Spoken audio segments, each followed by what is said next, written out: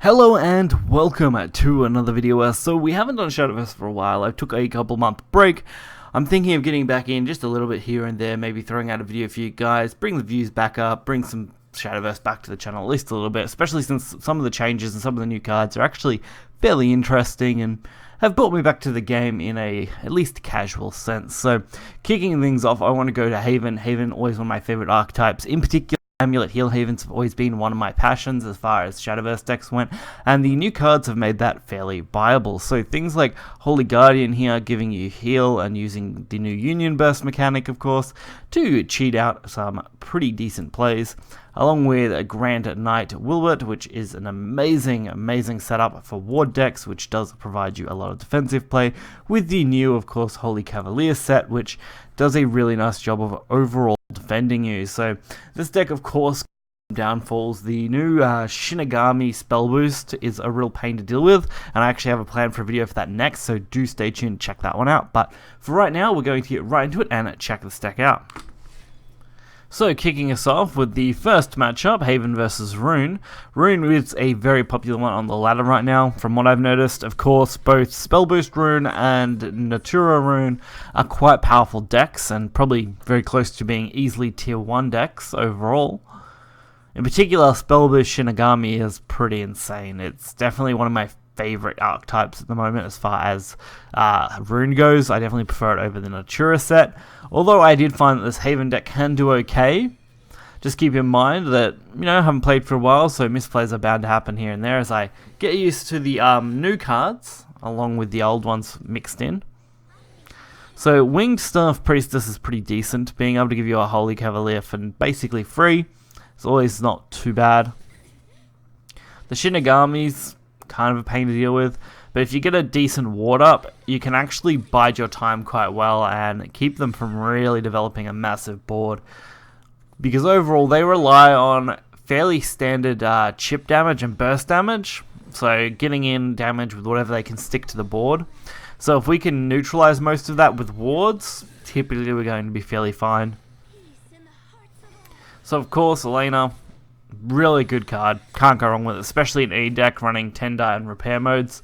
Always a really easy way to boost it up. Elena Cosmic Flower, not really. Eleanor, not going to be a problem at all. The Insight play does give them a nice spell boost though.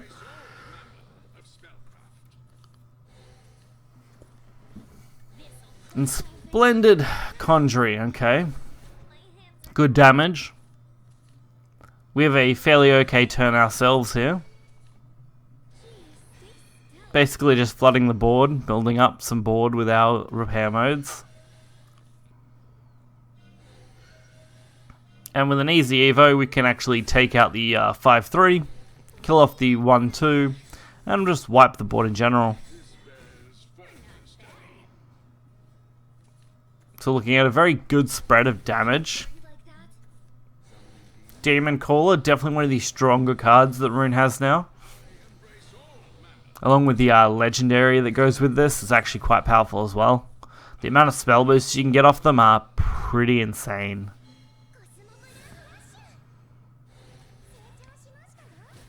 So they go for the damage, not too substantial. Wiping the board was good, but they didn't leave themselves with a lot of room as far as protection goes. Holy Lancer is actually going to be really good. We're going to build a fully defensive board, while taking out the biggest threat being the 5-1 there. And this is going to be reasonably hard to beat over. It would have been much better if we could have got our other 6-drop legendary out to block the board, but this is doing fairly well.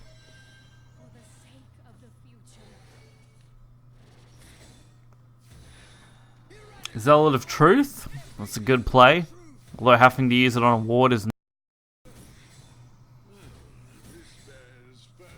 So they wasted a fair bit of resources clearing my board.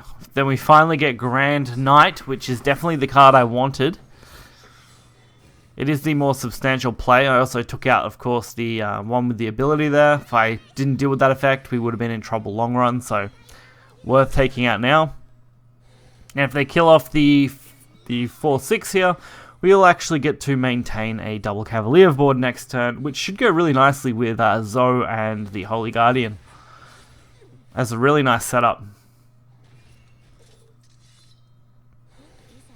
So I said Zoe, Holy Guardian. This will protect us from any kind of damage from abilities, spells and effects, I believe it is, which is really nice. Of course, they still can be taken out by pure attack damage, but the protection we gained was still fairly decent. And again, we can go for the exact same play, boosting up our board and just going for as much damage as possible, and as soon as they attack a ward now, we win. So that is going to close that game out fairly easily for us. I think we definitely got a little lucky with our nice ward setups in those couple of crucial turns. That really helped. Alright, going into game 2 here, we are playing against Forest. Like I said, been a while since I've played Shadowverse. This is actually literally the first time in a little while that I've picked it up, other than just doing some daily login stuff, so I could get some build up for this next expansion in case I wanted to jump back into it with the new year.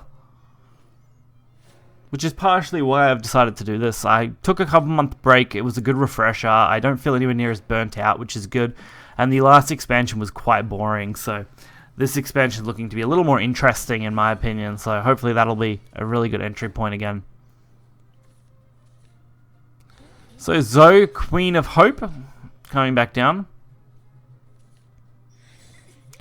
It's not really a great early gameplay there, but I needed something on board since we were pretty delayed as far as what we can actually play. We can't go for the Elena since we're going first. Luckily that draw of the Hollowed Cave Shrine is going to be good. Or Shire Shrine. I think it's Shire Shrine. Who knows? Not really a big deal. Name's not as important. So these are a little problematic. We can still go for the Elena play, which is going to be pretty decent considering we've got the Tender Rabbit Healer at the same time, which will easily let us take out the 5-3, so we don't have too much issue there. It's just going after that we've really got to have a good option. Fortunately, we do have the Holy Bow, well, Holy Marksman, sorry, which is a really good way to deal with wider boards. So against Forest, that should be fine. We didn't need to worry about the 5-3 too much since it doesn't have any ability that was really important. So a double trade to get rid of the Elena. Couldn't ask for anything much better than that, to be honest, as that was a really good one for us. And now we go for a good board.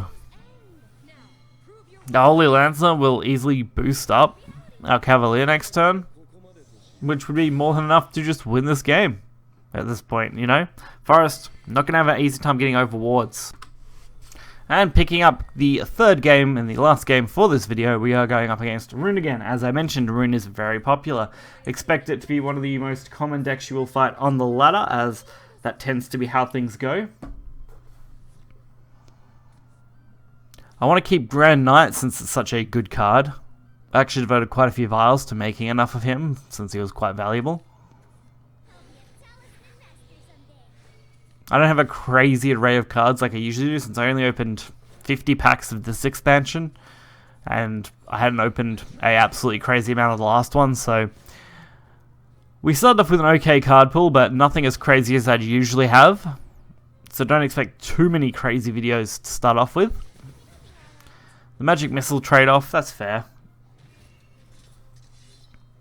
And if you guys are interested in seeing me do all the story that I've missed out on, please leave a comment in the description below, as that will definitely help me gauge whether it's worth covering the story on the channel more, like we used to.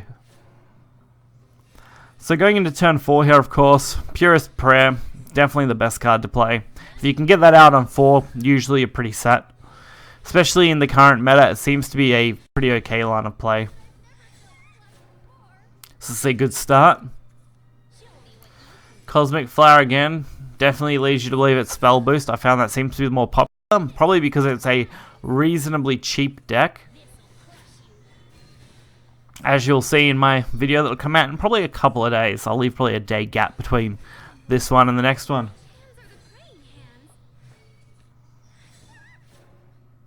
Alright, so following up on this turn, they go for the Verdict Ritual. Nothing too crazy at the moment. We're looking at Wilbert for turn 6 as our ideal line of play.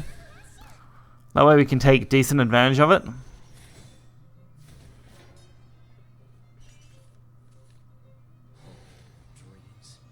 The Clash of Heroes is also quite a nice card too, actually. Found that to be quite good. It's great if you want to take out 2 cards in a single turn. It's not something I use often, but when I do, it's usually fairly important. Plus, it's a silver, so it's pretty cheap to make for its utility.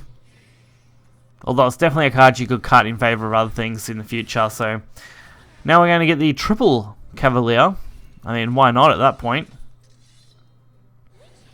Decided to go for the Boeing. Why? Because we get the repair modes, and multiple repair modes is going to be very hard to beat over. Especially with the Clash there, as I said, coming in handy when you need it. So cleaning up the board without too much hassle, and without wasting another Evo. So here's the Founder play. This is a really big legendary card. Absolutely an insane amount of value from it. The only real advantage we had was that we were pretty heavily warded up, which means they pretty much have to sacrifice everything they've got here to deal with these wards. Even if they have other cards in hand, they're still going to waste a lot of resources removing these. And that is a lot of value for us. Alright, so we just need to take this game now. We can do it pretty easily. So, it's going to give us a heal. Iron Knuckle Nun gives us an extra heal. So we're actually going to go for 3. Which the Zoe with the boost can already beat over the 4-5. And that'll give us enough to go for lethal. We actually don't even need the extra boost. We can do it with the couple of boosts we got there. So the extra one's just extra damage at that point.